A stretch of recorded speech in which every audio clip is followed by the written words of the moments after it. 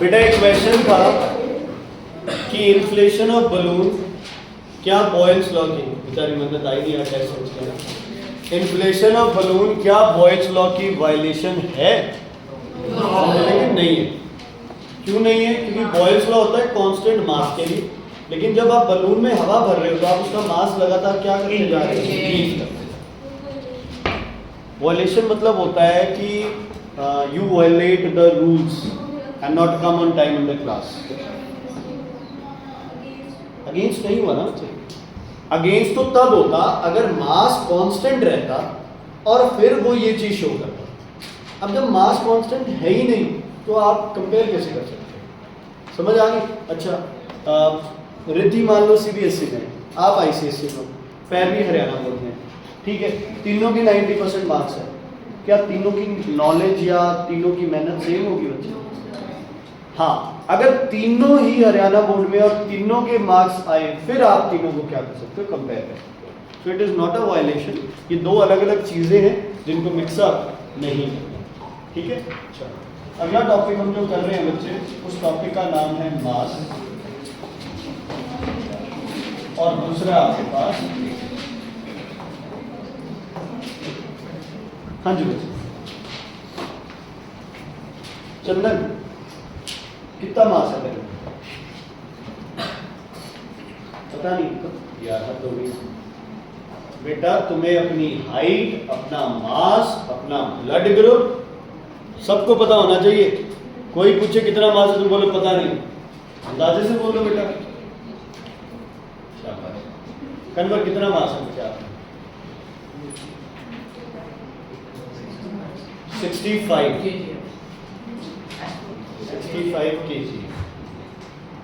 और वेट कितना है आपका?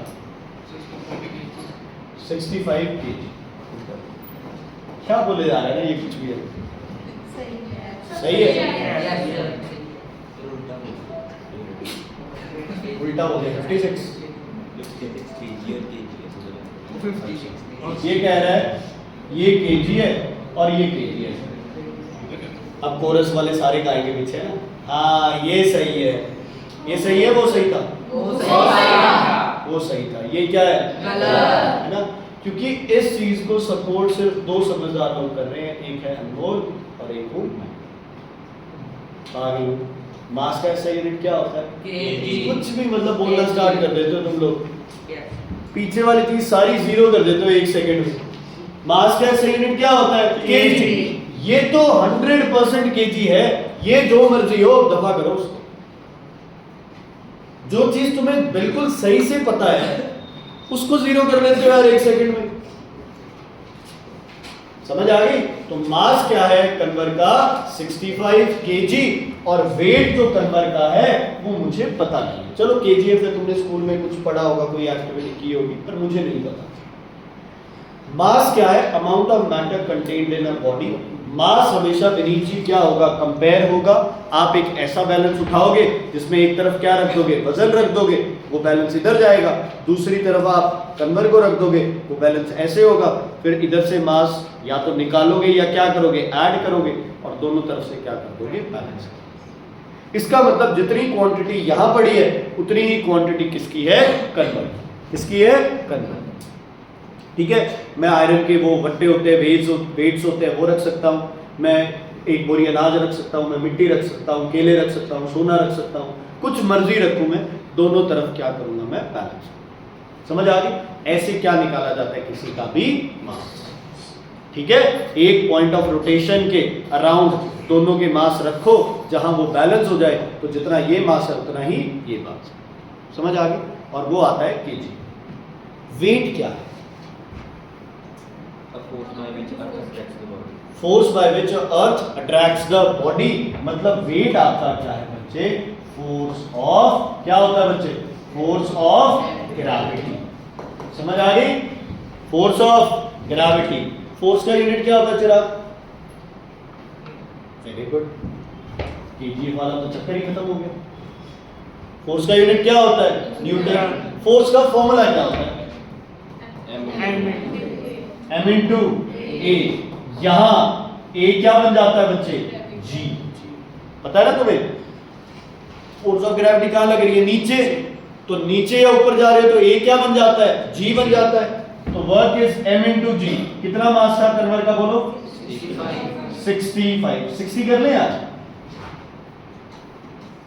है ना? ओके, मल्टीप्लाइड बाय जी कितनी होती है? 9.8। तो 6 इंटू 8 4 6 9 जा और 4 58 588 मीटर्स। हाँ आएगा। ठीक है, क्लियर है बच्चे? Is it clear? चलो सब बच्चे अपना वेट निकाल के लिखो, सब बच्चे लिखो।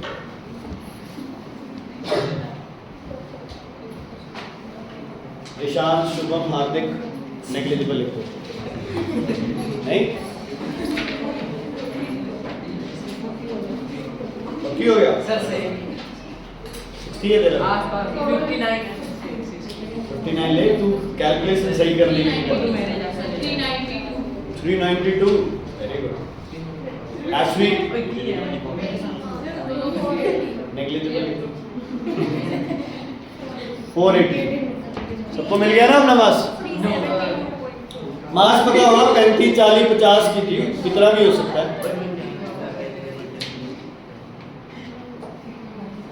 80 से ऊपर तो नहीं है कोई? नहीं है तो मास कम है इसका, वेट कम मिलेगा। हाइट बढ़ती है ना तब ज्यादा हो जाता है, बोन का जो वजन होता है ना वो ज्यादा। चलो जितना भी है सबको आ गया समझ? Is it clear? कोई दिक्कत नहीं है? दिक्कत अब देखो AMU की वैल्यू क्या थी? 1.26 into 10 raise to power minus 24। याद है? 10 raise to power minus 24।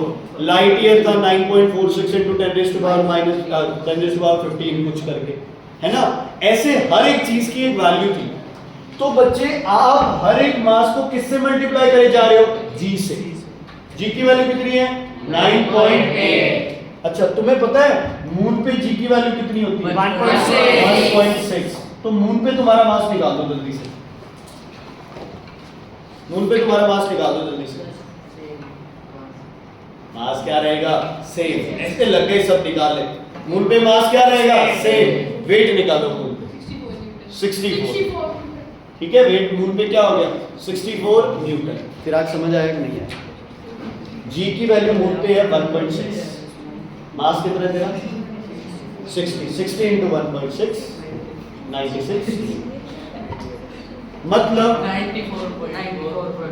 Moon पे जाके तुम लोग क्या हो गए? हल्के हल्के। मास क्या रहा? सेम। मास क्या रहा? सेम। थप्पड़ पड़ेगा, अब समझ आ गई?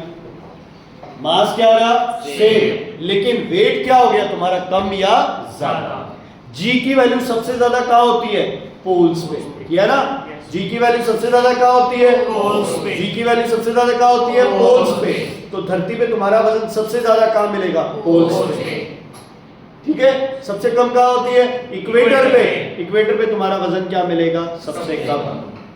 तुम्हारा वजन जीरो कहां मिलेगा? धरती के सेंटर में। धरती के सेंटर पे जी की वैल्यू क्या हो जाती है? जीरो। जुपिटर पे तुम्हारा वजन ज्यादा होगा या कम? जी हाँ, सोच रही है जुपिटर स्कूटी प्लैनेट होता है जुपिटर। ज्यादा होगा कम? ज्यादा। जुपिटर क्या है? बड़ा है तो ज्यादा। मून पे तुम्हारा मास, मून छोटा है तो मास क्या होगा? कम। सूरज पे तुम्हारा मास अगर हो तो कितना हो? मान लो नहीं जल रहे हो, अरे नहीं जल रहे हो, बहुत ज्यादा, क्योंकि सूरज धरती से क्या है? बहुत ज्यादा। समझ आ गई? तो वेट तुम्हारा किस पे डिपेंड करता है? ग्रेविटी पे। वेट चेंज हो सकता है लेकिन मास हमेशा क्या रहता है? कांस्टेंट। लिख लो, mass is always constant but weight depends upon acceleration due to gravity. Acceleration due to gravity. Weight depends upon acceleration due to gravity. Bhavya, mass change होता है यार कभी, कब होता है? जब बॉडी लाइट की स्पीड से जा रही है तो उसका मास क्या करता रहेगा? इंक्रीज करता है, बढ़ता रहेगा उसका। ठीक है, फिर बात हो गई थी नाउ से। ये वीडियो चल रही है? कितने मिनट हो गए? ठीक है बच्चे, स्टेफी जी क्लियर है? ठीक है, एक तो यूनिट हो गया, एक इनकी डेफिनेशन हो गई। वेट क्या है, मास क्या है, अमाउंट ऑफ मैटर, वो है फोर्स ऑफ ग्रेविटी। वेट के मास किससे मेजर करेंगे, कौन सा बैलेंस है, बीम बैलेंस। कौन सा बैलेंस है, beam balance. Mass can be measured by beam balance और physical balance. Mass can be measured by beam balance और फिजिकल बैलेंस। तकड़ी को कहते हैं बीम बैलेंस या फिजिकल बैलेंस, बीम बैलेंस और फिजिकल बैलेंस, ठीक है। और वेट किससे मेजर होता है, स्प्रिंग बैलेंस। कुछ बच्चे उल्टा लिख देते हैं, इसको ध्यान रखना। Weight by spring balance, mass by beam balance और फिजिकल बैलेंस, बीम बैलेंस और फिजिकल बैलेंस।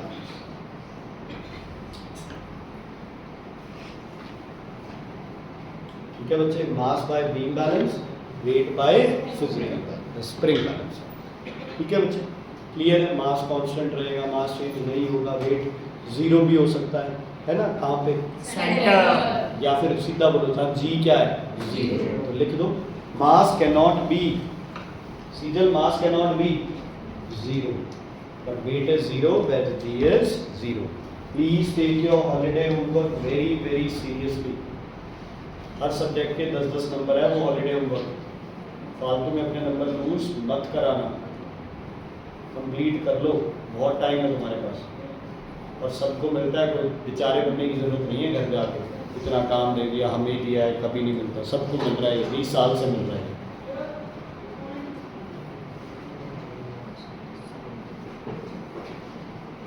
ठीक है, क्लियर है बच्चे, कोई दिक्कत कोई परेशानी है तो बताइए, नहीं तो इसको करेंगे। मास वेट क्लियर हो गया बेटा, ठीक है। अब एक चीज मान के चलो कि इस दुनिया में हर चीज जिसका मास है वो दूसरी चीज को अट्रैक्ट कर रही है। क्या धरती आपको अट्रैक्ट कर रही है या आप धरती को अट्रैक्ट कर रही है? धरती आपको अट्रैक्ट कर रही है, एक्चुअल में दोनों एक दूसरे को क्या कर रहे हो, अट्रैक्ट कर रहे हो। जितनी फोर्स से धरती आपको अट्रैक्ट कर रही है, उतनी फोर्स से आप धरती को अट्रैक्ट कर रहे हैं। तो फिर आप धरती की तरफ चले जाते हो, धरती आपकी तरफ नहीं आती। मास ज्यादा, धरती का मास क्या है, ज्यादा है ना। आपकी गली में एक सांड आ गया, ठीक है, आपने उसके टक्कर मारी, अब उसकी बारी, उसने आपको टक्कर मारी, थोड़ा ज्यादा पहले लगेगी बाद में, किसको, हमें। दोनों फोर्स लगा रहे थे सेम, वो उस फोर्स को सहन कर सकता है, आप उस फोर्स को सहन नहीं कर सकते। थप्पड़ मारने में ज्यादा मजा आता है या खाने में, ऑब्वियसली थप्पड़ मारने में, है ना। अब थप्पड़ मारेंगे तो जो थप्पड़ मारेगा वो रोएगा या सामने वाला रोएगा, सामने वाला। चोट किसको पहुंचेगी, सामने वाले को। फोर्स किसने ज्यादा लगाई, सामने वाले को। दोनों ने सेम लगाई भाई। Every action has equal and opposite reaction. तो जब थप्पड़ पड़ेगा तो यार वो बार बार है ना, याद मत दिलाओ मुझे, वो गिल्ट महसूस होती है बार बार उसी, ठीक है, हो गया जो हो गया, मैंने सॉरी बोल दिया सबके सामने, थप्पड़ तो मारने से रहा ये वापस में। हाँ जी, क्लियर है बेटा। अब जब ये हाथ यहाँ लगेगा, हाथ वो फोर्स क्या कर पाएगा, सहन कर पाएगा, फेस वो फोर्स सहन नहीं कर पाएगा। तो ये चीज है, धरती आपको ट्रैक कर रही है, आप धरती को ट्रैक कर रहे हो। धरती मास ज्यादा है, मास बड़ा है, वेट इतना ज्यादा है, धरती आपकी तरफ नहीं आ सकती, इसलिए आप धरती की तरफ चले जाओ। ठीक है, हम सब एक दूसरे को अट्रैक्ट कर रहे हैं। तो पता है, अध्ययन मुझे अट्रैक्ट कर रहा है, मैं अध्ययन को अट्रैक्ट कर रहा हूं। दीप अध्ययन को अट्रैक्ट कर रहा है, अध्ययन दीप को अट्रैक्ट कर रहा है। ये पंखा दीप को अट्रैक्ट कर रहा है, दीप पंखे को अट्रैक्ट कर रहा है। लेकिन सब अपनी अपनी जगह है, क्योंकि फोर्स ऑफ अट्रैक्शन हमारे अंदर क्या है, बहुत ज्यादा कम, बहुत ज्यादा कम। तो सोचो यार कि ये फोर्स ऑफ अट्रैक्शन कब बढ़ती है, ये फोर्स ऑफ अट्रैक्शन कब बढ़ती है। हम में है लेकिन नहीं दिख रही है, लेकिन धरती और हम में है, दिखाई देती है। सूरज धरती में दिखाई देती है ना, धरती सूरज के अराउंड घूमती है। ओके, तो ये अरमान का एक पॉइंट है, वेरी गुड, कि एक मास क्या हो, बहुत ज्यादा बड़ा हो, दूसरा मास क्या हो, बहुत ज्यादा छोटा हो। अच्छा, सूरज और धरती में भी तो है, सूरज का मास क्या है, बहुत ज्यादा, धरती का मास क्या है, बहुत बहुत ज्यादा। भाई कहाँ कम है, सूरज की कंपैरेटिवली कम है, बट वैसे तो बहुत है, वैसे तो बहुत है। तो एक मास नहीं, दोनों मास, एक मास नहीं दोनों मास, ठीक है। तो लिखो Newton's law of gravitation, Newton's law of gravitation, Newton's law of gravitation. लिखो the force of attraction between two bodies, the force of attraction between two bodies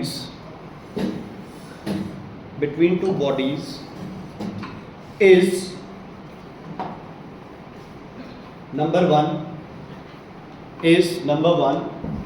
product of two masses, is directly